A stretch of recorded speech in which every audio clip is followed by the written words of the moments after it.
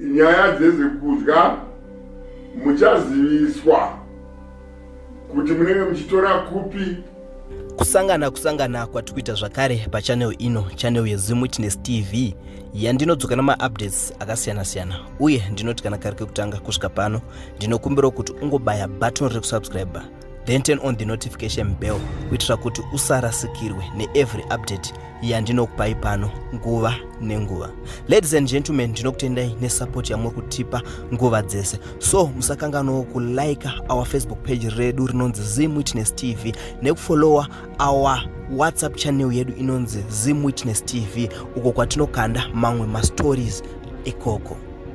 So ladies and gentlemen, I'm back again nevideo raComrade Geza vachisimbisa 22 to 23 April 2025 national shutdown kana kuti stay away iri kuzoitwa munyika.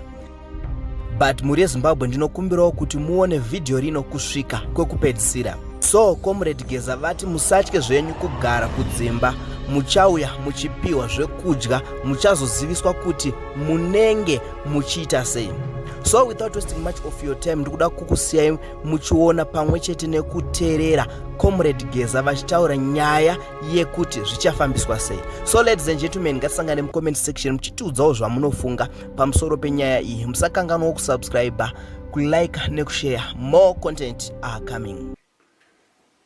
This effort in this national shutdown will not stop until we have a new government in the State House. Enough is enough. Fellow Zimbabweans, we will serve this effort once, but emerge out of it with our freedom and independence.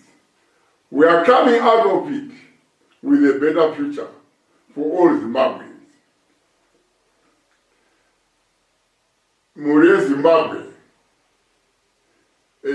ndinokumbirisai garai mudzimba, vachengetedzi verunyararo vanenge vainemwi vachikuchengetedzai. Nyaya dzezvekudya muchaziviswa kuti munenge muchitora kupi chikafu kuti musava nenzara. Saka muri yeZimbabwe ndinoimba kuti zvatataurirana mazvinzwisisa. Zvigananda ngazvisungwe, mapuhwa masimbe kuti pamunenge masangana nazvo zvigananda munozvibata. Ndatenda. God bless you and God bless Zimbabwe.